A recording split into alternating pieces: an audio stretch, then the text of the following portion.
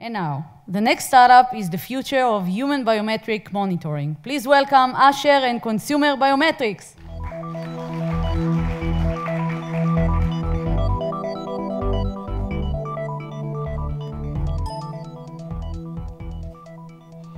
Hi, everyone. My name is Asher. I'm from Continuous. What Continuous is developing is a remote and unified sensor. Sounds strange, but that's what we do. It's a universal sensor for people's authentication, wellness, and social care. A little bit to know who we are two founders with a team behind us, Zev Zalewski, Professor Zev Zalewski from Bar-Ilan, and myself. We are about almost 20 people in terms of the group. About half of them are PhDs and researchers, and the other are engineers that actually deploy the system. We got funding from Lenovo and from Olive Tree. I guess you're familiar at least with one of them. So what do we see here? We see Evgeny, who actually started the technology as a student of Zeev. He did his PhD on that. And after that introduction, let's see what do we do. What we see here is a demo setup. We see Evgeny sits in the operator desk, and we see the sensor. And let's see what does it do.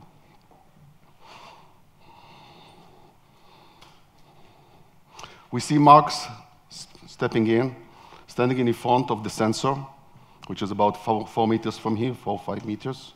It takes a few seconds. He's being identified. His basic biometric data is being captured. Tamir is replacing him. It takes a few seconds. Information is being captured. We don't care where he stands or what position he is. But that's not enough. We are asking him to do some exercise in order to change a few of the physiological parameters of him. So he's in good shape, as you can see. He's also laughing when he's doing push-ups. It takes a few seconds. Information is being captured from distance. And we see that his blood pressure went up by 15%, which is not bad.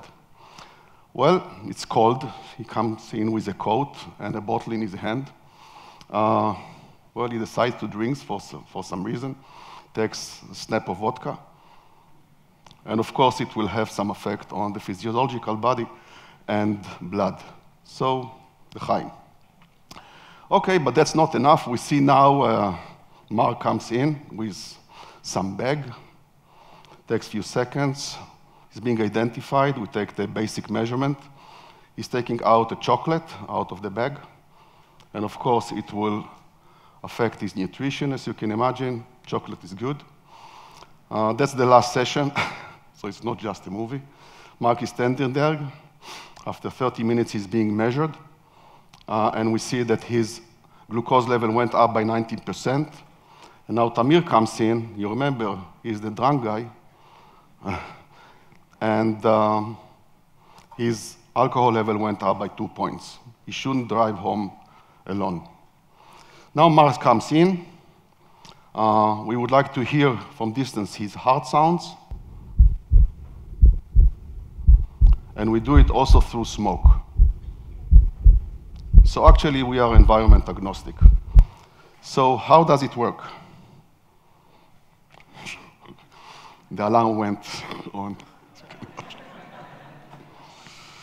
Okay, so what do we see? Most of the sensor devices that we are all familiar with are contact, most of them. We take information from distance. When we say distance, it's long way. The ones that really can see from distance, like face recognition, gesture analysis, and so on, needs the person or the subject to be in a certain position. We are doing it 360 degrees because we don't care about position. Our single sensor does it all. What differs is just the software package that you put in. For other parameters in the industry today, you need sensor per parameter. For ECG, for saturation, and so on, you need a parameter, a different sensor. We work continuously. You don't need to do any action like fingerprint or putting your iris for check. It simply works continuously after enrollment. We are agnostic to dress. We don't care whether you dress up or not, whether you wear hats or glasses. We don't care about sweat and things of that kind. We simply don't count them. In terms of form factor, this will be the size of a sensor. for mobile device. We are less impacting privacy because we are taking invisible information and not visual information. So actually, the images of a person is not stored. And when it comes to penetration, hacking, and so on, because we take invisible information, which is a lengthy information, not visible, it's very difficult to mimic and to hack. So how does it work? Actually, what you need is a camera and a laser. We look at the laser, the small movements of a laser, tiny movements on a scale of nano. Just for all of us to know, the red blood cell is about 9, 10 nanos. We are more than that in terms of sensitivity. So actually, we feel everything that moves in the body, or almost everything that moves in the body. And based on extrapolation and research of those noises that turns into vibration, actually, we know to detect that kind of information. When it comes to authentication, so how do you authenticate a person? Well, the noise has unique sound, the heart has a unique sound in every person, and that's because of the setup of the heart itself, the amount of fat, the mass of the bones, and so on. If you combine that noise with the breath noise, then it provides a unique identification of the person. When it comes to markets and scope and so on, it's enormous. We take various parameters in different markets, like smart home, smart card, mobile devices, operation control, and so on.